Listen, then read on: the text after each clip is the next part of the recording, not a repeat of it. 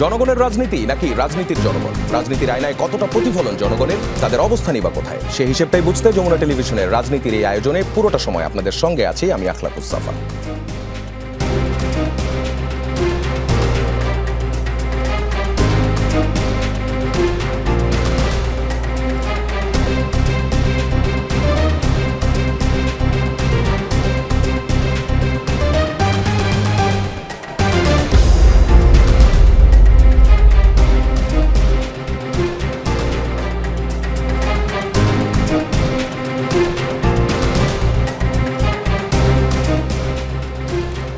দেশের রাজনীতিতে শুরু হলো নতুন এক অধ্যায়। দীর্ঘ রাজনৈতিক অস্থিরতা, আন্দোলন, অভ্যুত্থান এবং ক্ষমতার পালাবদলের পর ফের শুরু হলো সংসদীয় যাত্রা।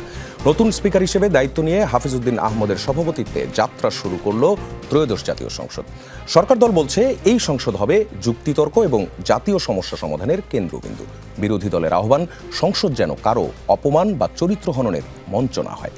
এদিকে সংসদের প্রথম অধিবেশনে রাষ্ট্রপতির ভাষণ ঘিরে প্ল্যাকার্ড, প্রতিবাদ এবং বিরোধী দলের ওয়াকআউট। জুলাই আন্দোলনের প্রসঙ্গ, রাষ্ট্রপতির ভূমিকা নিয়ে প্রশ্ন, জুলাই সনদ বাস্তবায়ন নিয়ে মতবিরোধ, সব মিলিয়ে সংসদের শুরুটাই যেন এক উত্তেজনায় ভরা। অন্যদিকে অন্তর্বর্তী সরকারের জারি করা 133টি অধ্যাদেশ এখন সংসদের সামনে। এসব যাবে বিশেষ কমিটিতে, যাচাই বাছাই শেষে হবে সিদ্ধান্ত। এই সংসদ কি সত্যিই গণতান্ত্রিক বিতর্কের মঞ্চ হবে? আর জুলাই সনদ, সংস্কার, মানবাধিকার এবং রাজনৈতিক দায়বদ্ধতা, এসব বিষয় কি তৈরি হবে জাতীয় ঐকমত্য? গুরুত্বপূর্ণ এইসব বিষয় নিয়েই আজ আমাদের আলোচনা। আমাদের সঙ্গে আছেন আমার হাতের ডান দিক থেকে শহীদুল ইসলাম বাবুল এমপি, ফরিদপুর 4 আসনের সরকার দলীয় সংসদ সদস্য। আমাদের সঙ্গে আছেন নারায়ণগঞ্জ 4 আসনের বিরোধী দলীয় সংসদ সদস্য আব্দুল্লাহ আল আমিন এমপি, এবং আমাদের সঙ্গে আছেন জ্যেষ্ঠ আইনজীবী, বাংলাদেশ সুপ্রিম কোর্ট এবং সাবেক সদস্য সংবিধান সংস্কার কমিশন, যিনি জাতীয় ঐকমত্য কমিশনের আইন বিশেষজ্ঞ ছিলেন, ডক্টর শরীফ ভূঁইয়া। আপনাদের তিনজনকেই স্বাগত আজকের রাজনীতির আলোচনায়। শুরুতে যেতে চাই শহীদুল ইসলাম বাবুলের কাছে। প্রধানমন্ত্রী বলেছেন সংসদকে জাতীয় সমস্যা সমাধানের কেন্দ্রবিন্দুতে পরিণত করা হবে। বাস্তবে কিভাবে সেটা নিশ্চিত করবেন? না, সেটাই সংসদীয় গণতন্ত্রের, সংসদ হলো সবকিছুর প্রাণকেন্দ্র। সংসদে আলোচনা, সমালোচনা, তারপরে ওয়াকআউট, সংসদ যদি কার্যকর এবং প্রাণবন্ত করতে হয়, এগুলো সংসদীয় রীতি বা গণতন্ত্রের অংশ। এবং সংসদীয় গণতন্ত্রের সরকার দল এবং বিরোধী দল একটি পাখির দুইটা ডানার মতো। একটা ডানা অকেজ হয়ে গেলে আর একটা ডানা চলে না। বিগত দিনে সংসদে যা হয়েছে পার্লামেন্টারি ডেমোক্রেসির নামে, এখানে এটা খুবই দুর্ভাগ্যজনক। নির্বাচনের নামে যে তামাশা হয়েছে বা সংসদীয় গণতন্ত্রে সেখানে নাচ গানের যে আসর বসানো হয়েছে, এগুলো খুবই দুর্ভাগ্যজনক। এই সংসদ আশা করি গণমানুষের ভোটের মাধ্যমে নির্বাচিত হয়েছে। মানুষের অনেক আকাঙ্ক্ষা, বিপুল আকাঙ্ক্ষা, অনেক রক্ত, অনেক ত্যাগ, অনেক শ্রম, অনেক আত্মদানের মধ্য দিয়ে এই সংসদ, আশা করি এই সংসদ গণ আকাঙ্ক্ষার প্রতিফলন ঘটাবে এবং সংসদে সরকারি দল এবং বিরোধী দল সকলে মিলে আমরা এই সংসদকে প্রাণবন্ত এবং কার্যকর করে তুলব। যেই সংসদ গণমানুষের কথা বলবে, গণমানুষের অধিকারের পক্ষে থাকবে, এটাই আমাদের কামনা বা প্রত্যাশা। প্রধানমন্ত্রী তাই বলেছেন। জি, বিরোধী দল এবং সরকার দল, আপনি বলছিলেন যে ডানার যে দুটি অংশ, আগের যে এক্সাম্পল, সেই এক্সাম্পলের উপরে বেস করেই কি আপনারা নতুনত্বটা আনবেন? নাকি আমরা যদি ধরে নিই যে আমাদের মাঝখানে এই কালো অধ্যায়টা ছিলই না, সেক্ষেত্রে আমাদের সংসদ আজ কোথায় থাকতো? সেই জায়গা পর্যন্ত আমরা যাব কিনা? একটা বিষয় বলি, আজকের সংসদ এই দেশের মানুষ যে পরিমাণ মনোযোগ দিয়ে দেখেছে, আমার মনে হয় না যে আমি কখনো এর আগে অন্য কাউকে এরকম সংসদ মনোযোগ দিয়ে দেখতে দেখেছি। আমরা নিজেরাও এমনকি সংসদ মিউট করে রাখতাম আমাদের নিউজ রুমে পর্যন্ত। সেই জায়গায় আজকে আমরা সবাই মিলে দেখেছি এবং পুরো জাতি দেখেছে। এই জায়গায় যদি বিশ্লেষণটা বলেন। হ্যাঁ, এটা তো ঠিক যে বিগত সংসদ ছিল হাসি তামাশা এবং সার্কাসের ক্লাউনদের একটা আড্ডার মতো ব্যাপার, খোয়ার। তো এই সংসদ তো মানুষের বিপুল প্রত্যাশা। মানুষ যেভাবে ভোট দিয়েছে, যে শান্তিপূর্ণ, যে চমৎকার পরিবেশে নির্বাচন হয়েছে, মানুষের তো বিপুল প্রত্যাশা মানুষ এই সংসদের উপরে। এবং সংসদীয় গণতন্ত্রটা যুগে যুগে, কালে কালে দুনিয়ার সব জায়গায় এই সংসদকে কেন্দ্র করেই দেশের সমস্ত শাসন ব্যবস্থা, সরকার পরিচালিত হয়ে থাকে। এখানে সরকার এবং বিরোধী দলের মধ্যে আস্থার সম্পর্ক থাকে, তর্ক হবে, বিতর্ক হবে। সব মিলিয়ে আমরা চাই যে সংসদই সব কিছুর প্রাণকেন্দ্র হোক, এখানেই সব কিছুর সমাধান হোক। তর্ক বিতর্কের মধ্য দিয়ে একটা জায়গায় আমরা এখানে পৌঁছতে পারবো বা পৌঁছানোর প্রয়োজন বলে আমরা মনে করি। মানুষেরও তাই প্রত্যাশা। জি, তর্ক বিতর্কের যে জায়গাটির কথা বলছেন, সংসদীয় গণতন্ত্রের যে কথাগুলো বলছেন, সেই জায়গা থেকে আজকে আমরা প্রথম অধিবেশনে একটা ওয়াকআউট দেখলাম। আব্দুল্লাহ আল আমিন, আপনার একটা স্ট্যাটাস অথবা বিবৃতি যদি বলি, সেটাও যদি বলি, আমি পড়েছি আপনার সেই বিবৃতিটা, অনেকগুলো উত্তর সেখানে চলে এসছে। আপনি যদি আরেকটু ইলাবোরেট করেন যে এই ওয়াকআউট ইতিবাচক কোনো বার্তা দিল কিনা, অথবা ওয়াকআউটের রিজন বিহাইন্ড। ধন্যবাদ সহ আলোচকদের এবং দর্শকদের। বাবুল ভাই যেটা বলতেছিলেন, আমরাও একমত যে আসলে এই সংসদটা গণ অভ্যুত্থানের পরে এরকম একটা সংসদ যেখানে আসলে আমরা যারা ফ্যাসিস্ট কাঠামোটা তৈরি করেছে তারা নাই, তাদেরকে জনগণ গণতান্ত্রিকভাবে বয়কট করেছে। এবং গণতান্ত্রিক নির্বাচনে আমরা যারা নির্বাচিত হয়েছি প্রত্যেকেই আন্দোলন থেকে উঠে আসা বা গণ অভ্যুত্থানকে ধারণ করা রাজনৈতিক দলগুলো প্রতিনিধিত্ব এখানে আছে। ওই জায়গা থেকে এটা একটা ঐতিহাসিক ব্যাপার।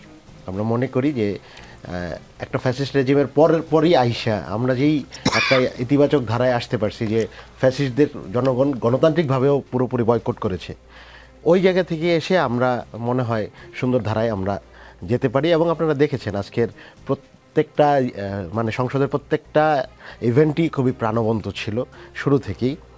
আর স্পেসিফিক যেই ঘটনার কথা বলেছেন সেটা তো আমরা বলেছি যে রাষ্ট্রপতি চুপ্পুর আমরা মানে অভিশংসন চাই, কারণ আমরা মনে করি যে তার রাষ্ট্রপতি হিসেবে থাকার কোনো নৈতিক বৈধতা নাই।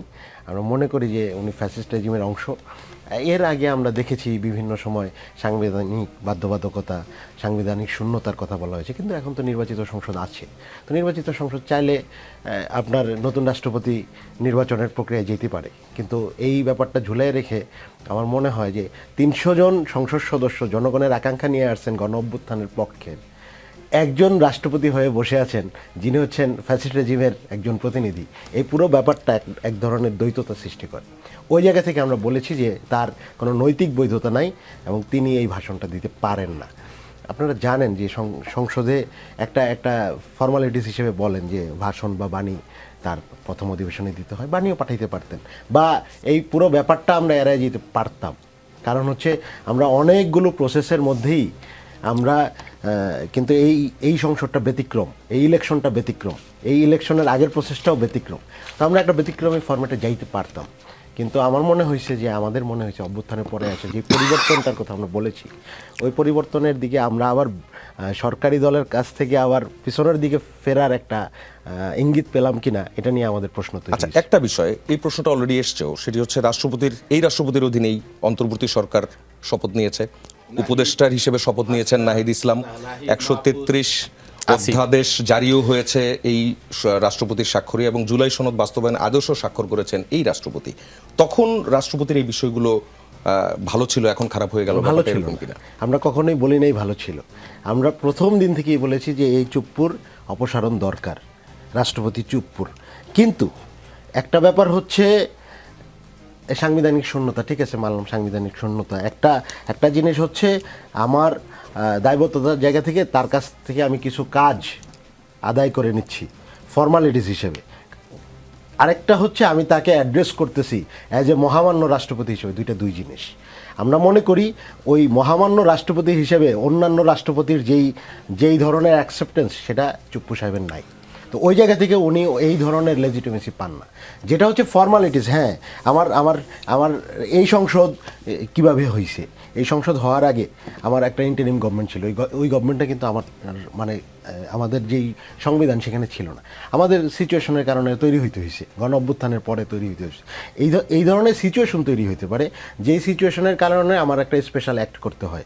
কিন্তু এটারে আমি ফর্মালি যদি ওপেন করে দিই তাহলে তো গণ অভ্যুত্থানের যেই চেতনা, যেই আমার মানুষের যেই সংস্কারের চেতনা, মানুষের যে পরিবর্তনের আকাঙ্ক্ষা, ওইটার সাথে প্রতারণা করা হয়। এই জায়গা থেকে আমরা বলেছি যে একটা হচ্ছে ফর্মালিটি, তার উনি মানে অধ্যাদেশ একটা উনি হচ্ছে অফিসিয়ালি ওনার নামে গেল, আরেকটা হচ্ছে ওনাকে আইনে আমরা মহামান্য রাষ্ট্রপতি হিসেবে অ্যাড্রেস করতেছি। এরপরে আমরা যে কোনো পাবলিক ফাংশনে তাকে এনে আমরা অ্যাড্রেস করতেছি, আমরা বেগম জিয়ার পুরস্কারও তার হাত দিয়ে দিচ্ছি। এই যে ব্যাপারটা, এই যে লেজিটিমেসি নিয়ে আসার একটা জনগণের কাছে এক ধরনের লেজিটিমেট করার চেষ্টা ফ্যাসিস্ট রাষ্ট্রপতিকে, আমরা এটাকে ঘৃণা করেছি, প্রত্যাখ্যান করেছি, এবং আমরা সংসদীয় সিস্টেমে আমরা ওয়াক। আপনারা ইমপিচমেন্টের একটা দাবি জানিয়েছেন, আজকে প্লেকার্ডেও দেখলাম এরকম কিছুই লেখা। রোববারে আবার সংসদ বসতে যাচ্ছে, রাষ্ট্রপতি কিন্তু ভাষণ দিয়েছেন, রাষ্ট্রপতির ভাষণের উপর সাধারণ আলোচনা, এটাও কিন্তু কার্যপ্রণালী বিধির একটা অংশ। সেই সময় কি করবেন? আচ্ছা, আমরা অনেকগুলো কাজ করতে পারি। একটা ইমপিচমেন্টের প্রস্তাব আমরা দেওয়ার মতো আমাদের সাংবিধানিক ক্যাপাসিটি আমাদের আছে, কারণ 1/4 লাগে।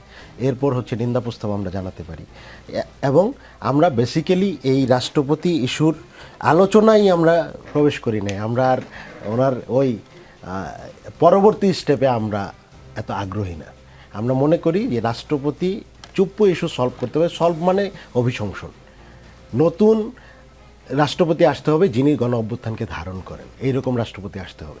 300 জন এমপি জনগণ নির্বাচন করেছেন, জনগণ গণভোটে হ্যাঁ দিয়েছেন বিপুল ভোটে।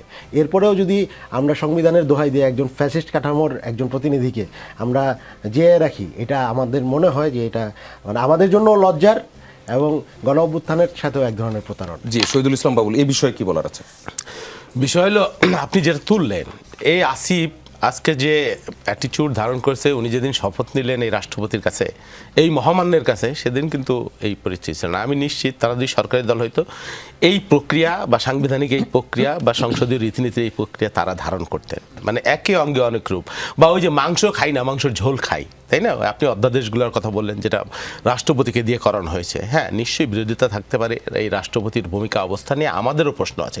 বাট যেহেতু আমরা গণ অভ্যুত্থানের পরে সংসদ মেনে নির্বাচন করে কি সংবিধান মেনে নির্বাচন করেছি, সংবিধান মেনে শপথ নিয়েছি, সংবিধান মেনে অধ্যাদেশ জারি করেছি, সংবিধান মেনে সব কিছু করেছি, এই সংসদ নির্বাচন হলো, তাহলে এইখানে রাষ্ট্রপতির দোষ হয়ে গেল আর বিগত দিনে কেন হয়নি? সে বিষয়টা এটা রাষ্ট্রপতির ভূমিকা, তার অবস্থান, সেটা নিয়ে আমারও প্রশ্ন আছে। কিন্তু আবার এটাও ঠিক, আমি সংবিধান বা সংসদীয় রীতিনীতি এটাকেও আমি অ্যাভয়েড করতে পারি না, বা এটাকেও আমার রেসপেক্ট করতে হবে। এই যাবত আমরা করে আসছি। তো সেই জন্য বিএনপি সরকারে গিয়েছে বলে আজকে তাদের এই ওয়াকআউট, এই ভূমিকা, এটা খুব খারাপ বার্তা দেয় যে আগামী দিনে বাংলাদেশের এই সংসদকে ব্যক্ত করা, অকার্যকর করার যদি কোনো প্রচেষ্টা হয়, এতে করে ওই আওয়ামী লীগ বা পতিত শক্তি লাভবান হবে। এটা যদি তারা বুঝে, ভালো না বুঝলে এটা দেশ এবং রাষ্ট্র সকলের জন্যই বিপজ্জনক বলে আমি মনে করি। তিনি বলছেন যে আওয়ামী লীগের রাষ্ট্রপতিকে রেখে আওয়ামী লীগ লাভবান হওয়ার কথা বলা হচ্ছে। আপনি আওয়ামী লীগের রাষ্ট্রপতি, আপনাদের কেন অলরেডি লাভবান? আমার কথাটা শুনেন। আপনি ইমপিচমেন্টের কথা বলতে পারেন, আজকে প্রথম সংসদ, আজকে ইমপিচমেন্ট হয়ে যায় না। অবশ্যই আপনি এই দাবি তুলতে পারেন, ইমপিচমেন্ট হবে কি হবে না, দ্যাট ইজ ডিফারেন্ট থিং।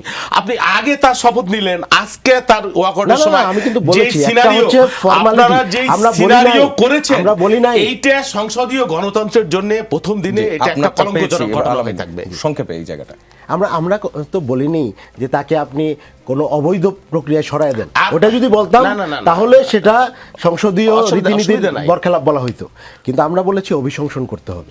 আমরা একটা ফর্মাল শেষ করি। আর সংসদীয় রীতিতে রাষ্ট্রপতি নিজের কোনো কথা উনি বলতে পারেন না। এইটা রীতি হলো সরকারের পক্ষ থেকে যে বক্তব্যটা দেওয়া হয়, সেই বক্তব্যটাই উনি পাঠ করেন। আমরা ওই বিষয়টাতে আবারও আসবো। এই ধরনের রাষ্ট্রপতিকে আমরা ডক্টর রাষ্ট্রপতিকে একটা আলামিন, আমি ফিরবো আমরা শরীফ বইয়ের কাছে একটু জানতে চাই, সরকার দল সংবিধান রক্ষার কথা যেটি বলছেন, আর বিরোধী দলের পক্ষ থেকে যে এটি এখনই কেন নয়, নতুন কিছু কেন হলো না, ইমপিচমেন্টের কথা তারা বলছেন, আইনি ভিত্তিটা কি? আপনি রাষ্ট্রপতির ব্যাপারে বলছেন তো? জি। আচ্ছা, প্রথমে আমি আপনাকে ধন্যবাদ জানাই আমাকে এখানে আমন্ত্রণ জানানোর জন্য, এবং আমার দুই সহ আলোচককে শুভেচ্ছা। তো আপনি তো রাষ্ট্রপতির ব্যাপারে বলছেন যে এ ব্যাপারে বিরোধী দল একটা অবস্থান নিয়েছে, সরকারি দল একটা অবস্থান নিয়েছে। তো রাজনৈতিক অবস্থান, আমার দুই পাশে দুজন সংসদ সদস্য আছেন, ওনাদের রাজনৈতিক অবস্থান ওনারা বলেছেন, কাজে আমি রাজনীতিতে যাব না। আমি বলি যে এটা আইনগত দিকটা বলি, অথবা বরং এটা বলতে পারি যে এটার অন্য কোনো সমাধান ছিল কিনা। তো এটা খুব ভালো হতো যদি দুই পক্ষ একমত হয়ে এই জিনিসটা আজকে না হতো, সবাই মিলে খুব সুন্দর সৌহার্দ্যপূর্ণ প্রথম অধিবেশনটা হতে পারত। তবে হতে পারেনি, সেটাকেও আমি বিরাট কোনো সমস্যা মনে করছি না। কারণ প্রথমত হলো এই সংসদটা কিন্তু আমাদেরকে বুঝতে হবে এটা অনেক ত্যাগের বিনিময়ে পাওয়া সংসদ, এবং শুধু তাই নয়, আমাদের এক হিসেবে 2014 সাল থেকে আজ পর্যন্ত কোনো সংসদ ছিল না। 2014 সালে যে নির্বাচন হয়েছে এটা কোনো সাংবিধানিক নির্বাচন হয়নি, এবং আমাদের সুপ্রিম কোর্টে 2014 সালের নির্বাচন নিয়ে কিন্তু একটা মামলা হয়েছিল, এবং ওখানে বাংলাদেশের খুবই সর্বজন শ্রদ্ধেয় সিনিয়র আইনজীবী ডক্টর কামাল হোসেন, উনি ওখানে অ্যামিকাস কিউরি ছিলেন ওই মামলায়। এবং ওই মামলায় ওনার অ্যামিকাস কিউরি সাবমিশন এটা ছিল যে 14 সালের যে সংসদ, এটা সংবিধানের অধীনে কোনো সংসদই নয়, এটা উনি সাবমিশন করেছিলেন ওখানে, যে সংবিধানের অধীনে গঠিত কোনো সংসদ এটাকে বলা যাবে না। কারণ কি? কারণ হলো ওখানে 153 জন বিনা প্রতিদ্বন্দ্বিতায় নির্বাচিত হয়েছেন, এবং আমাদের সংবিধানে আছে সংসদ গঠিত হবে জনগণের নির্বাচিত প্রতিনিধিদের মাধ্যমে। ওই থেকে, এবং উনি কামাল হোসেন যেই সংবিধানের কথা বিএনপি বলছে, সবাই আমরা বলছি, সেই সংবিধানের প্রণেতাদের অন্যতম। তিনি ওই 2014 সালের নির্বাচন সংক্রান্ত মামলায় সুপ্রিম কোর্টে সাবমিশন করেছেন যে এই সংসদ সংবিধানের অধীনে গঠিত কোনো সংসদ হিসাবেই বিবেচিত হতে পারে না। এবং এরপরে নির্বাচনগুলো তো আরও খারাপ হয়েছে। 18 সালের নির্বাচন তো রাতের বেলা ব্যালট পেপার ভর্তি করা হয়েছে, 24 সালেরটা কেমন হয়েছে আমরা জানি। কাজেই আমাদের আসলে সত্যিকার অর্থে 2014 সালের পর, এত বছর পর, 12 বছর পর আমরা একটা সত্যিকার সংসদ পেয়েছি এবং এই সংসদ অনেক ত্যাগের বিনিময়ে এসছে। এবং আমার সহালোচক যেমন বলছিলেন যে এই সংসদে যারা আছেন তারা সবাই এই ত্যাগের মধ্যে কোনো না কোনোভাবে ছিলেন। বিএনপি সেই পুরো সময়টা জুড়ে ছিলেন এবং ওনারা তো শেষ পর্যায়ে এসে গভীর ত্যাগ করেছেন আমাদের তরুণ প্রজন্ম। কাজেই এই সংসদটা আমাদের অনেক দিন পরের একটা সত্যিকারের সংসদ এবং একটা সংসদ যেটা আমরা অনেক ত্যাগের বিনিময়ে পেয়েছি। এবং এখানে আমাদের দুটো ভিন্ন মত আছে যে আমরা সংবিধানকে কিভাবে দেখব, আমাদের এখনকার যে প্রতিষ্ঠানগুলো আছে এবং রাষ্ট্রপতিও একটা প্রতিষ্ঠান, এই প্রতিষ্ঠানগুলোকে আমরা একটা বিপ্লব পরবর্তী অবস্থায় কিভাবে দেখব, কিভাবে আমরা দেখতে চাই। তো এখানে দুটো ভিন্ন মত আমাদের এখানে আমরা দেখতে পাচ্ছি। একদিকে বিরোধী দল আছেন, একদিকে বিএনপি আছেন। এই ভিন্ন মতটা না থাকলে হয়তো আমাদের এগিয়ে যাওয়াটা সহজ হতো, কিন্তু ভিন্ন মত থাকাটাকেও আমি খারাপভাবে দেখি না। এই ভিন্ন মতের মধ্যে থেকে আমরা হয়তো এক জায়গায় আসতে পারি এবং আমরা সামনের দিকে এগিয়ে যেতে পারি। এবং যেহেতু একটা ভিন্ন মত আছে, এটার একটা প্রতিফলন আমরা আজকের প্রথম অধিবেশনে দেখেছি। এবং ওনারা হয়তো লেজিটিমেটলি বলতে পারেন যে উনি তো একটা, যারা পালিয়ে গেছেন, যারা পতিত হয়েছেন, যারা 15-16 বছর ধরে দেশে একটা স্বৈরাচারী ফ্যাসিবাদী অবস্থা কায়েম করেছেন, উনি তার প্রতিনিধি। কাজেই তার প্রতিনিধিকে আমরা দেখতে চাই না সংসদে। তো সেটা ওনাদের বলার যৌক্তিক কারণ আছে, যৌক্তিক কারণ থাকতে পারে। আর অন্য আরেকটা কথা যেটা বলা হয় যে আমাদের তো কোনো অপশান নাই, কারণ আমাদেরকে সংবিধান মেনে রাষ্ট্রপতিকে সংসদে ভাষণ দিতেই হবে, এছাড়া কোনো বিকল্প নেই। তো এই যুক্তিটা অত শক্ত যুক্তি নয়, কারণ অনেক ব্যাপারে আমরা লিখিত সংবিধান থেকে অনেক বিচ্যুত হয়েছি। এমনকি ধরুন এই যে স্পিকার নির্বাচিত হওয়ার আগে যে একজন মাননীয় সদস্য সভাপতিত্ব করলেন, এই বিষয়েও তো সংবিধানে কিছু নেই। কিন্তু আমরা একটা অস্বাভাবিক পরিস্থিতির মধ্যে, একটা বিপ্লব পরবর্তী অবস্থায় আমরা একটা নিয়মতান্ত্রিক শাসন কাঠামোর মাধ্যমে শাসন পরিচালনা করতে চাচ্ছি। কাজেই আমরা অনেক কিছু যেগুলো পারছি সংবিধান মেনে চলছি, কিন্তু অনেক জায়গায় কিন্তু আমরা সংবিধানের লিখিত নিয়মকানুনের বাইরে কাজ করেছি। প্রথম অধিবেশন শুরু করা এটার সবচেয়ে সাম্প্রতিক উদাহরণ। এবং আমি যদি আরও 1.5 বছরে ফিরে যাই, আমি অসংখ্য উদাহরণ দিতে পারবো। যেমন কি আপনি 12ই ফেব্রুয়ারির যে নির্বাচন হয়েছে, এটাও তো ঠিক আক্ষরিকভাবে সংবিধান অনুযায়ী হয়নি, কারণ আক্ষরিকভাবে সংবিধান অনুযায়ী নির্বাচন হতে হলে এই নির্বাচন হতে হবে সংসদের মেয়াদ শেষ হওয়ার 90 দিন আগে, এবং অথবা যদি সংসদ ভেঙে দেয়া হয় তাহলে ভেঙে দেওয়ার 90 দিন পরে। এটা আক্ষরিকভাবে সংবিধানে বলা আছে যে মেয়াদ শেষ হওয়ার 90 দিন আগে নির্বাচন হবে, অথবা যদি ভেঙে দেয়া হয় তাহলে ভেঙে দেওয়ার 90 দিন পরে। তো এখানে তো মেয়াদ শেষ হয়নি, কাজে ওই অংশটি বাদ। তাহলে হলো ভেঙে দেওয়ার 90 দিন পরে। তো সেই ক্ষেত্রে প্রথম প্রশ্ন দাঁড়াবে যে এই ভেঙে দেওয়াটা কি লিখিত সংবিধান অনুযায়ী হয়েছিল কিনা। এবং এটা বলা সম্ভব যে এই ভেঙে দেওয়াটা লিখিত সংবিধান অনুযায়ী হয়নি, কারণ রাষ্ট্রপতিকে সংসদ ভেঙে দিতে হয় প্রধানমন্ত্রীর পরামর্শক্রমে। তো যেদিন উনি সংসদ ভেঙে দিলেন সেদিন তো দেশে প্রধানমন্ত্রী ছিলেন না, প্রধানমন্ত্রী ভারতে চলে গিয়েছেন। কাজে উনি কোথার থেকে পরামর্শ পেলেন, কিভাবে ভেঙে দিলেন? কাজে প্রথম প্রশ্ন হলো তো ভেঙে দেওয়াটাও লিখিত সংবিধান অনুযায়ী হয়নি।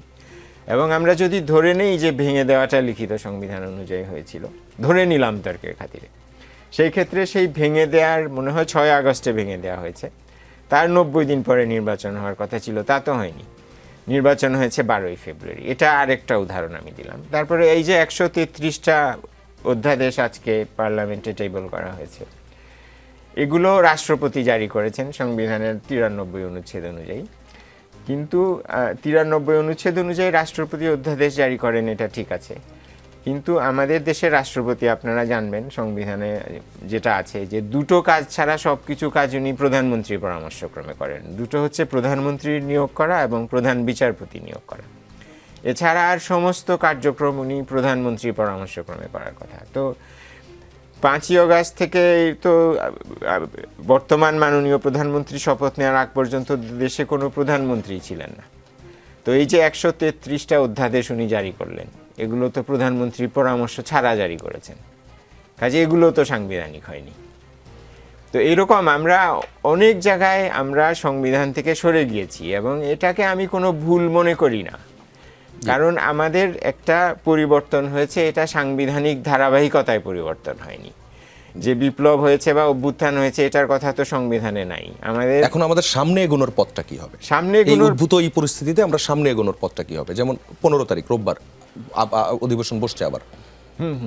এখন সামনে এগোনোর পথ হলো যে একটা তো হলো যে বিএনপি এখানে খুবই একটা বড় সংখ্যাগরিষ্ঠতা পেয়েছেন, 2/3 বেশি। তো সেই সংখ্যাগরিষ্ঠতা দিয়ে ওনারা অনেক কাজ করতে পারবেন।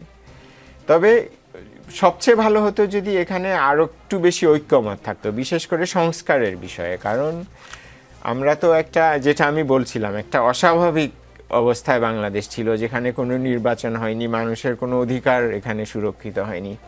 আমাদের চোখের সামনে তরুণদেরকে গুলি করে মেরে ফেলা হয়েছে এবং এটা কোনো বৈদেশিক শক্তি না, নিজের সরকার তার দেশের জনগণকে গুলি করে মেরেছে।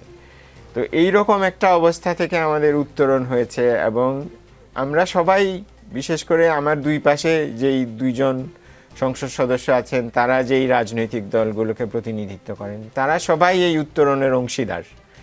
কাজে তাদের মধ্যে আরেকটু বেশি সামনে ঐক্যমত নিয়ে গিয়ে যাওয়ার একটা চেষ্টা দেখলে আমরা নাগরিক, সেটাকে আমরা মতভেদের মধ্যে ঐক্যের যে প্রত্যাশা, সেই প্রত্যাশার কথা বলছি। আপনাকে ধন্যবাদ। আমি শহীদুল ইসলাম বাবুলের কাছে আরেকবার আসতে চাই। আওয়ামী লীগের নিয়োগ দেওয়া রাষ্ট্রপতি আজ তিনি ভাষণে বলেছেন আওয়ামী লীগ সরকার দেশকে দুর্নীতিতে চ্যাম্পিয়ন বানিয়েছিল। এই যে আওয়ামী লীগকে ফ্যাসিস্ট সরকার উল্লেখ করে তিনি বলেছেন 5 আগস্ট ফ্যাসিস্ট সরকারের পতন ও গণতান্ত্রিক বাংলাদেশের সূচনা হয়। আরও বলেছেন ফ্যাসিবাদী শাসনে ইসির প্রতি জনআস্থা শূন্যের কোটায় নেমেছিল। প্রশ্নটা হচ্ছে, ভাষণের এই অংশগুলো কি রাষ্ট্রপতির নিজের নাকি সরকারের চাপ ছিল? রাষ্ট্রপতির ভাষণ তো মন্ত্রিসভার অনুমোদন হয়। উনি যে ভাষণ দেন সেটা সরকার ঠিক করে দেয়, এটা তো রীতি, সংসদীয় গণতন্ত্রে এটাই রীতি। যে সেই জন্যই আমি বলছি উনি তো একটা পুতুল। রাষ্ট্রপতি, পার্লামেন্টারি ডেমোক্রেসি এখন যে সিস্টেম আছে সেই সিস্টেমে ওনার কোনো ক্ষমতা, উনি যেটা বললেন মাত্র 2টা, উনি সব কিছুই প্রধানমন্ত্রী পরামর্শ অনুযায়ী করে থাকেন। এইটা আমাদের সাংবিধানিক রীতি বা আমাদের পার্লামেন্টারি ডেমোক্রেসির রীতি, শুধুমাত্র প্রধান বিচারপতি এবং প্রধানমন্ত্রী নিয়োগ ছাড়া। হ্যাঁ, সেটা আমরা পরিবর্তন করব, এটা আমাদের 31 চার্টারের মধ্যে আছে বা জুলাই ইসে আছে যে রাষ্ট্রপতিকে কিভাবে ক্ষমতায়ন করা যায়। আর উনি যেটা বলেছেন ঠিকই বলেছেন, এখানে গোজামিল হয়েছে অনেক জায়গায়। আপনি দেখেন গণঅভ্যুত্থানটা যে হলো, এটা তো কোনো সংবিধান মেনে হয়নি। প্রধানমন্ত্রী পালাই গেল, গণভবন যে সব ঢুকে গেলেই হলো। আমরা বঙ্গভবন কেন গেলাম না? নিশ্চয়ই যারা আন্দোলনের নেতৃত্ব দিচ্ছে তাদের মাথার মধ্যে এটাও ছিল যে একটা শূন্যতা তৈরি করবার প্রয়োজন নাই তখন থেকেই, না হলে তো এই চুপ্পুর এখানে থাকবার কথা না। তারপরে যেটা হতো ওনাকে যেহেতু প্রথমে আপনি গণভবনে যাননি বা তাকে ওখানে রেখেছেন, তার অধীনে শপথও নিয়েছেন, তার মানে কি আপনি ওই ফ্যাসিবাদী সিস্টেমের একটা প্রতীক রেখে দিয়েছেন ডিউ টু রিজন, যাতে আমার শূন্যতা তৈরি না হয় বা বিশৃঙ্খলা তৈরি না হয়। তো ভালোই করেছেন, আমি মনে করি এটা খারাপ করেন নাই। আর যদি আপনি এই ফ্যাসিস্ট শক্তির কোনো শেষ চারাটা পর্যন্ত না রাখতে চান, তাহলে ওই দিনই তো আপনি গণভবনে ঢুকে তাকে পলাতে বাধ্য করতে পারেন বা তাকে গ্রেফতার করতে পারেন। সেটা করেননি কেন? বরং তার অধীনে আপনি অধ্যাদেশ জারি করেছেন, তার অধীনে আপনি শপথ নিয়েছেন। এখন আজকে একটা পার্লামেন্ট হয়েছে, এই পার্লামেন্ট তিনি কেন বক্তব্য দিচ্ছেন সেই অনুপাতে আপনি ওয়াকআউট করছেন, বিশৃঙ্খলা তৈরি করছেন, একটা অশোভন পরিস্থিতি তৈরি করছেন। এটা প্রথম দিনে না করলেও চলতো। এটা আবার এটাও ঠিক যে তাদের এটা অধিকারও আছে, তারা করতেই পারে। এটাও গণতন্ত্রের সৌন্দর্য, পার্লামেন্টারি ডেমোক্রেসির সৌন্দর্য। তো আমি মনে করছি বিশৃঙ্খলা, নৈরাজ্য, গোজামিল যাই ছিল, আমার মনে হয় এটা আস্তে আস্তে, যেহেতু একটা পার্লামেন্ট হয়েছে, একটা সরকার হয়েছে, আস্তে আস্তে আমরা পুরোপুরি একটা সাংবিধানিক প্রক্রিয়ার মধ্যে দিয়ে আমরা ঢুকে যেতে পারবো। যেটা ভাষণের বিষয়ে প্রশ্নটা করছিলাম, ভাষণের যে বিষয়গুলো, পয়েন্টগুলো, সোশ্যাল মিডিয়া তো এগুলো নিয়ে বেশ আলোচনা। না, প্রধানমন্ত্রীর বক্তব্য তো আমি যতটুকু জানি এটা সরকার ঠিক করে দেয়। এটা রাষ্ট্রপতির কথা বলছি। হ্যাঁ, রাষ্ট্রপতির বক্তব্য সরকার ঠিক করে দেয়। তার মানে আপনারা এটা ঠিক করে দিয়েছেন? এটা তো আমি এই রীতি কথাগুলো তিনি আমি জানি বলবেন। যতটুকু কে ঠিক করেছে আমি জানি না, বিগত দিনেও উনি যে বক্তব্য দেন সেটা সরকারের বক্তব্য, মানে কথাগুলোই উনি বলেন। কিন্তু এটা কি ওনার মনের কথা, অথবা উনি কি এটা আমি এমন জানি কিছু না তার বলতে মনের চেয়েছেন? কথা কিনা, আমি জানি না, সেটা উনি বলতে পারবেন। জি আলামিন, আমরা আসছি ডক্টর শরীফ। আচ্ছা, প্রথমে আমার বড় ভাই বাবুল ভাইয়ের সাথে আমি দ্বিমত পোষণ করতে চাই যে এটা ঠিক করে দেয়, এটা খুবই মানে রাষ্ট্রপতি পদটা, আমি চুপ্পু সাহেবের কথা বলতেছি না, রাষ্ট্রপতি পদটা হচ্ছে অফিসিয়ালি রাষ্ট্রের সর্বোচ্চ পদ। এই যে বলা হচ্ছে ঠিক করে দেয়, এটা কিন্তু এখানে ডিমিন করা হচ্ছে এই পদটাকে, এবং ডিমিন করে আপনি রাষ্ট্রপতিকে বানায় ফেলতেছেন একটা কার্টুন বা পুতুল, আপনার ইচ্ছা মতো সে চলবে। এই জন্য আপনি এখন আলামিন ভাই, আমি একটা ভালো সাহায্য পুতুল করি। পাইছেন চুপ্পু আমি আপনাকে সাহেবকে, সাহায্য করি। কারণ উনি খুব বিপদে আছে, এই জন্য ওনারা ভালো পুতুল হিসেবে পাইছেন, আপনি তার নিয়ে কন্টিনিউ করতে চান, না, না, আপনি না, আপনার না, মতো। পুতুলের অথচ ব্যাপার না। আমরা 5 আগস্টের একটু শেষ পরে করুক আসলে। ঐক্যমত কমিশনে দীর্ঘদিন আলাপ করেছি যে এই ব্যবস্থাটার পরিবর্তন হওয়া দরকার। এই জন্য আমরা ক্ষমতার ভারসাম্য নিয়ে ঐক্যমত পোষণ করেছি, জুলাই চার্টারে ওগুলো এসেছে। এত কিছুর পরে আবার আমি ওই পুতুলের ফরম্যাটেই যদি যাই, তাহলে আমাদের এই কোশ্চেন তো আমরা করতেই পারি যে বিএনপি কি সামনে আগাইতে চায় নাকি পিছনের দিকে যেতে চায়, আমাদের কোশ্চেনটা এখানে। শহীদুল ইসলাম বলুন। আচ্ছা, আমি যেটা বলি, পার্লামেন্টারি ডেমোক্রেসি যে সিস্টেমটা, প্রেসিডেন্টের ক্ষমতা এখানে খুবই সীমিত। উনিও যেটা বলেছেন ঠিকই বলেছেন, এটাই বাস্তবতা। সেই জন্যই তো আমরা আলোচনা করছি যে প্রেসিডেন্ট এবং প্রধানমন্ত্রীর ক্ষমতার ভারসাম্যটা আমরা তৈরি করব, এবং জুলাই চার্টারে যেটা আছে, আমার 31 চার্টারেও সেটা রয়েছে। সেইটা যতক্ষণ পর্যন্ত না আজকে প্রথম সংসদ, ততক্ষণ পর্যন্ত আপনাকে তো ধৈর্য ধরতে হবে। আমাদের বক্তব্যটা সেই জায়গায়, এবং এইখানে প্রেসিডেন্ট শুধুমাত্র ওই যে প্রেসিডেন্ট সাহেবরা তো বলেন যে ফিতা কাটা আর মিলাদ পড়া ছাড়া তাদের কোনো কাজ নাই, আর প্রধানমন্ত্রীর শপথ পড়ানো আর নিয়োগ দেওয়া আর কি বলে প্রধান বিচারপতি নিয়োগ দেওয়া ছাড়া। বাস্তবত তো তাই, এটা পার্লামেন্টারি ডেমোক্রেসিকে সংসদকেই সর্বোচ্চ শক্তি দেওয়া হয়েছে। তবে আমরা সেটা পরিবর্তন করবো, সে বিষয়ে আমরা ঐক্যমত্য হয়েছি। আপনি নিশ্চয়ই পরবর্তী প্রেসিডেন্ট যিনি হবেন তিনি এরকম থাকবেন না, জি, ডক্টর- কারণ আমরা সেই পরিবর্তন করবো। ডক্টর শরীফ ভাই এই প্রসঙ্গে। হ্যাঁ, এই প্রসঙ্গে আমি যেটা মনে করি আসলে, হ্যাঁ ওনারা ঠিক বলেছেন, এই বক্তৃতা এতদিন ধরে রেওয়াজ অনুযায়ী সরকারই লিখে দিচ্ছিল এবং রাষ্ট্রপতি পড়ছিলেন। কাজেই এটার জন্য হয়তো বিএনপির খুব আগ্রহ থাকতে পারে যে আওয়ামী লীগের রাষ্ট্রপতিকে দিয়ে ওনাদের কথাগুলো বলানোটা, এটা খুব একটা টেম্পটিং আকর্ষণীয় জিনিস ওনাদের কাছে মনে হতে পারে যে উনি এসে বিএনপিকে দুর্নীতি বিরোধী সনদ সার্টিফিকেট জয় বাংলা বলা রাষ্ট্রপতি বাংলাদেশ জিন্দাবাদ সেটাই, বলছেন। এটা বিএনপির জন্য একটা রাজনৈতিকভাবে একটা খুবই একটা আকর্ষণীয় জিনিস মনে হতে পারে। কিন্তু সে এটা সময় প্রধানমন্ত্রীও টেবিল চাপড়াচ্ছিলেন। আমরা হ্যাঁ হ্যাঁ দেখছিলাম। এটা খুবই আকর্ষণীয় মনে হতে পারে যে আওয়ামী লীগের নিয়োগ করা নির্বাচিত রাষ্ট্রপতি আমাদের কথা বলছেন এবং আওয়ামী লীগকে ফ্যাসিবাদ বলছেন এবং আওয়ামী লীগকে দুর্নীতিবাজ বলছেন, কারণ এতদিন তো উল্টোটা আমরা শুনে এসেছিলাম। কাজেই এই আগ্রহ থেকে ওনারা এটা করেছেন, কিন্তু এটা এমন হওয়ার প্রয়োজন ছিল না আমি মনে করি। কারণ আমি যেটা বললাম যে অধিবেশন শুরুতে সভাপতিত্ব করাটা তো মাননীয় প্রধানমন্ত্রীর পরামর্শক্রমে একটা পদ্ধতি বের করে করা হয়েছে। কাজেই এইভাবে একজন রাষ্ট্রপতি বলছেন যেগুলো আমরা সবাই বুঝতে পারছি যে এগুলো উনি বিশ্বাস করেন না, কিন্তু এগুলো উনি বলছেন কারণ উনি রাষ্ট্রপতি এবং উনাকে সরকারের কথা অনুযায়ী চলতে হয়। তো এটা তো এক ধরনের তামাশার পর্যায়ে চলে গেছে। জি, এই ধন্যবাদ আপনাকে। তামাশাটা হয়তো অ্যাভয়েড করা সম্ভব জি, হতো। জি, ধন্যবাদ কিন্তু আপনাদেরকে। আমরা সম্ভব ফিরবো করা আবার যায় নাই। আলোচনায়। দর্শক, রাজনীতিতে বিরতি এবং- বলে কিছু নেই, আমরা ফিরছি কিছুক্ষণের মধ্যেই, সঙ্গেই থাকবেন। দর্শক, আবারও স্বাগত, ফিরে এলাম রাজনীতির আলোচনায়। যেতে চাই ডক্টর শরীফ ভূঁইয়ার কাছে, যেটা আপনি বলছিলেন, কেমন রাষ্ট্রপতির জুরিসডিকশন অথবা তার এখতিয়ার, আপনাদের প্রপোজাল কি ছিল? প্রথমে আমি বিরতিতে ভাবছিলাম যে আমাদের এই সংসদের ভবিষ্যৎ খুব ভালো, কারণ আমার দুই পাশে দুজন সংসদ সদস্য আছেন, তারা খুব সুন্দর বিতর্ক করলেন এবং অত্যন্ত বন্ধুসুলভভাবে। তো আমি তো মনে করি যে সংসদের ভবিষ্যৎ খুব ভালো। আর রাষ্ট্রপতি প্রসঙ্গে আমি যেটা বলছিলাম বা আমার সহ আলোচকরা বলছিলেন যে আমাদের রাষ্ট্রপতি তো আসলে দেশের প্রধানতম ব্যক্তি, কাজেই এবং উনি রাষ্ট্রের প্রধান। কাজেই এই পদটাতে আমাদের আসলে ব্যক্তিত্ব সম্পন্ন মানুষকে নির্বাচিত করা উচিত এবং কিছু কিছু ব্যাপারে ওনাদেরকে স্বাধীনতা দেওয়া উচিত। যেমন এই রাষ্ট্রপতির ভাষণটা, হ্যাঁ, এটা উনি নিজের মতো করে জাতিকে নির্দেশনা দিতে পারেন এবং সেই ক্ষেত্রে আমাদের সেই ধরনের মানুষকে এই পদের জন্য নির্বাচিত করা উচিত। আর আমরা সংবিধান সংস্কার পরিষদ থেকে কিছুটা ক্ষমতা প্রধানমন্ত্রীর কমানোর চেষ্টা করেছিলাম, তবে রাষ্ট্রপতিকেও অতিরিক্ত ক্ষমতায়িত করার কথা বলা হয়নি। এটার একটা কারণ আছে, কারণ আপনি যদি দেশে দুটো ক্ষমতা কেন্দ্র রাখেন তাহলে অনেক ধরনের সমস্যা তৈরি হতে পারে। কাজেই সংবিধান সংস্কার পরিষদে আমরা যখন কমিশনে যখন আমরা আলাপ করছিলাম, এটা একটা খুব বিষয় যেটাতে আমরা অনেক সময় ব্যয় করেছি, এবং সময় ব্যয় করে আমরা যেটা সিদ্ধান্ত নিয়েছি যে অনেক বেশি ক্ষমতা রাষ্ট্রপতিকে দেওয়া যাবে না। মূল যেহেতু রাষ্ট্রের প্রধান নির্বাহী প্রধানমন্ত্রী, তাকেই প্রধান নির্বাহী থাকা উচিত, কিন্তু রাষ্ট্রপতি যেমন একটা পাপেট হয়ে গেছেন, এটা যাতে না হয় সেই জন্য রাষ্ট্রপতিকে কিছু স্বাধীনতা, যেমন এই বক্তৃতার ক্ষেত্রে স্বাধীনতা, এবং আরেকটা ব্যাপারে রাষ্ট্রপতিকে ক্ষমতা দেয়া হয়েছিল, তবে এককভাবে নয়। সেটা হলো দেশের বিভিন্ন যে সাংবিধানিক প্রতিষ্ঠানগুলো আছে, নির্বাচন কমিশন, দুর্নীতি দমন commission, ombudsman, public service commission, এগুলোতে নিয়োগের ব্যাপারে কতগুলো স্বাধীন কমিটির কথা বলা হয়েছিল, যাদের পরামর্শের ভিত্তিতে রাষ্ট্রপতি নিয়োগ করবেন। অর্থাৎ এই নিয়োগগুলোর ব্যাপারে প্রধানমন্ত্রীর ক্ষমতা থাকবে না। আবার রাষ্ট্রপতিকেও পূর্ণাঙ্গ ক্ষমতা দেওয়া হয়নি, কারণ রাষ্ট্রপতি কতগুলো স্বাধীন, নিরপেক্ষ এবং বিভিন্ন রাষ্ট্রের অর্গানের মাধ্যমে গঠিত কমিটির সুপারিশ ক্রমে করবেন।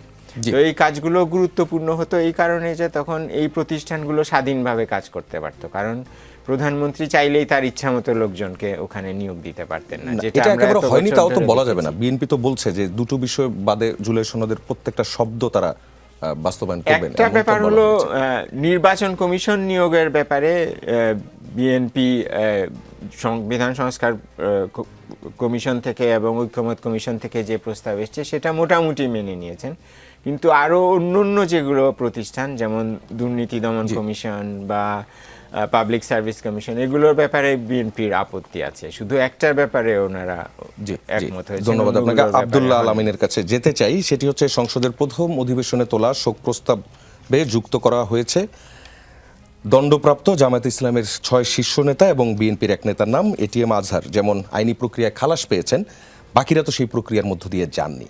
সংসদের স্বাভাবিক প্রক্রিয়ায় কিভাবে তাদের নামগুলো এসছে, একটা বিষয় আমি একটু নোট দিই, সেটি হচ্ছে কোনো আদালতের পর্যবেক্ষণ বা কোনো রায় এখনো পর্যন্ত নেই যে আগের ওই ট্রাইব্যুনালের বিচার ঠিক ছিল না।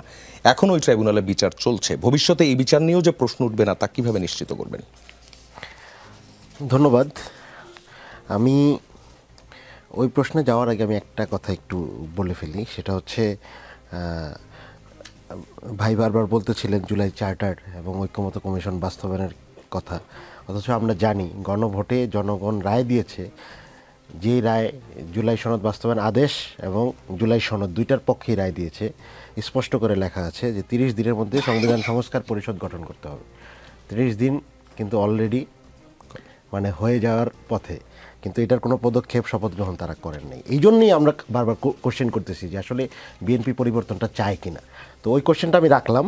এরপরে আপনি যেটা বলেছেন সেটা হচ্ছে এখানে আমরা যেটা দেখেছি যে এটা সরকার দলীয় চিফ হুইপ এই তালিকাটা প্রকাশ করেছেন, এবং যেটা বক্তব্য হিসেবে এসেছে সেটা হচ্ছে যারা সংসদের সাবেক সংসদ সদস্য, নির্বাচিত সাবেক সংসদ সদস্য অথবা মন্ত্রী, তারা যদি মৃত্যুবরণ করেন তাহলে শোক প্রস্তাব আসে। ওই হিসেবে সালাউদ্দিন কাদের চৌধুরী সাহেব সহ জামাতের 7 জন সম্ভবত লিডারের 6 জন সম্ভবত লিডার, তাদের নাম এসেছে এবং শোক প্রস্তাব গৃহীত হয়েছে।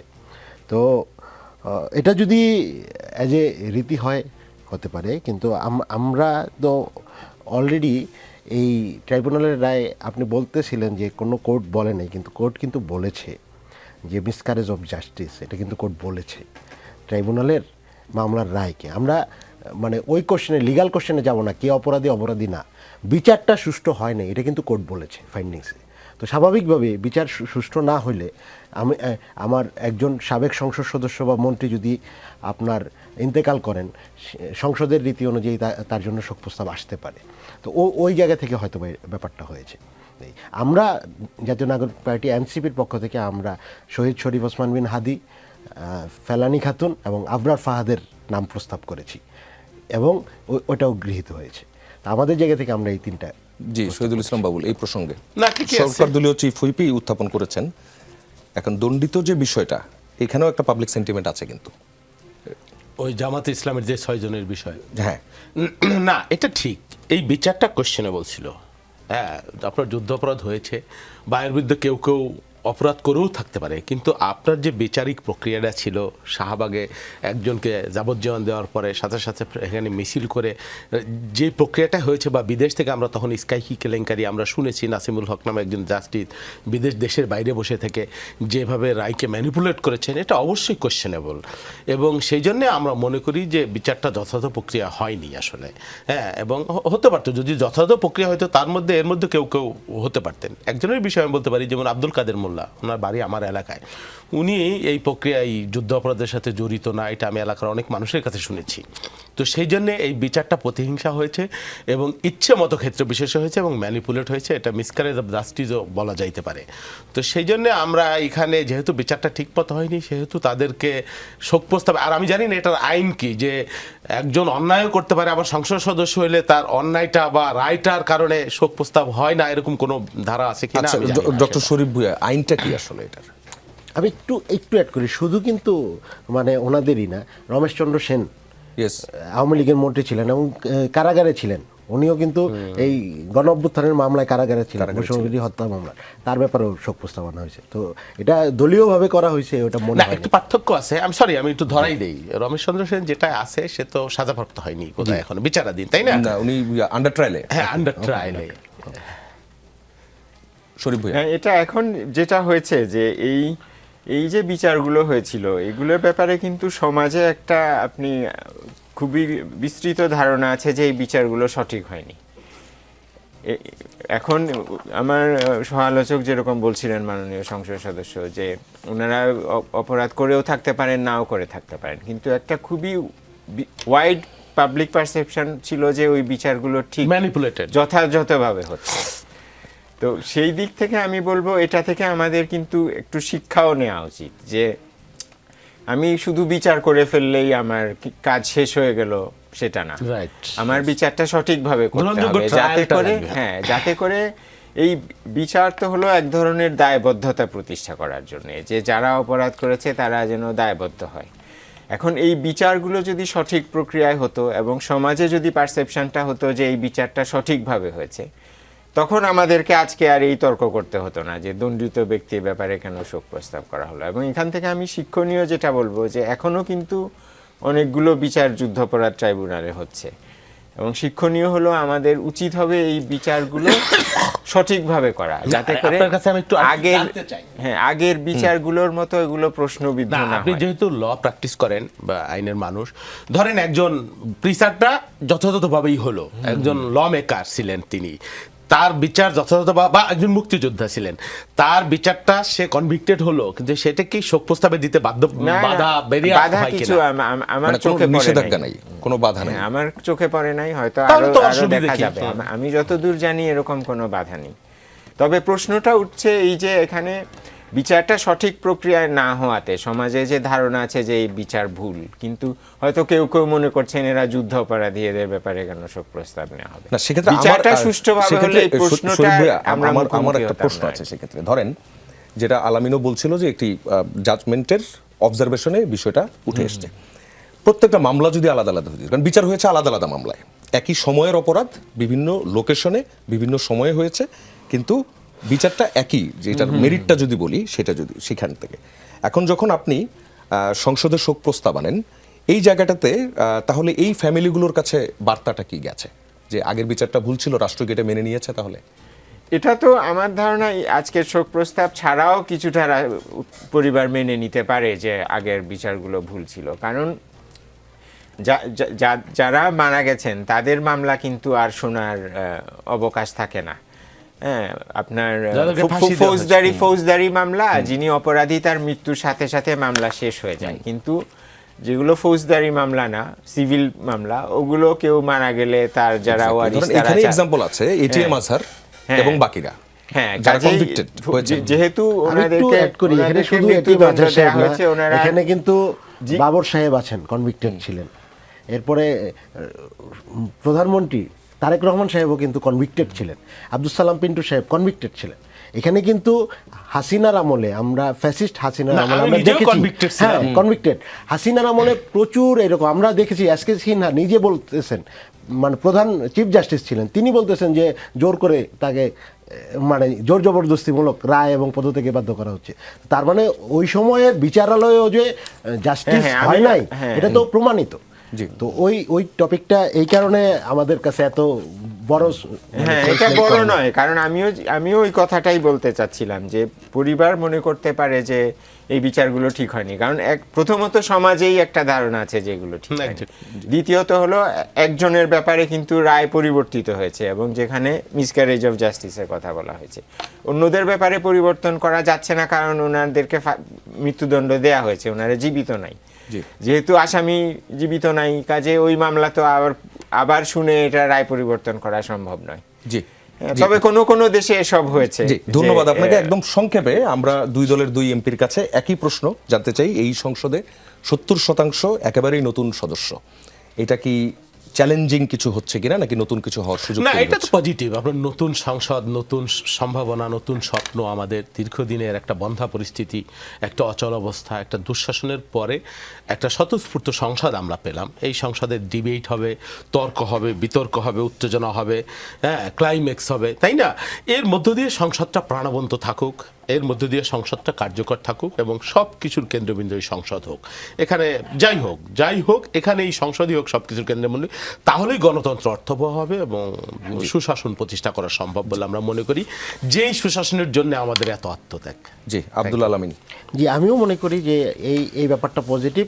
পুরাতন যে রাজনৈতিক কালচার আমাদের অভিজ্ঞতা হচ্ছে, ওগুলো আমাদেরকে নেগেটিভ দিকে টেনেছে। এর চেয়ে আমাদের পজিটিভ দিকে যদি আমাদের যাইতে হয়, তাহলে নতুন রাজনীতিবিদদের আমাদের অগ্রসর হইতে হবে। ওই জায়গা থেকে আমি মনে করি যে নতুনত্বটা পজিটিভ ইম্প্যাক্ট ফেলবে ইনশাআল্লাহ। আপনারাও দেখছেন অলরেডি পজিটিভ ইম্প্যাক্টের মধ্যে আমরা আছি। ইনশাআল্লাহ একটা সুন্দর বাংলাদেশ গড়ার লক্ষ্যে আমরা ঐক্যবদ্ধভাবে কাজ করতে পারব। জি, যে রাজনীতির বিমুখ একটা অবস্থায় চলে গিয়েছিল, রাজনীতি নিয়ে কথা বলাই নিষিদ্ধ ছিল, নিষেধ করা হতো, সেই জায়গায় আজ পুরো জাতি খুব আগ্রহ নিয়ে মনোযোগ দিয়ে সংসদ দেখেছে এবং আমরা আশা করছি পরের যে অধিবেশনগুলো রয়েছে সেই অধিবেশনগুলোতেই একই বিষয় বজায় থাকবে।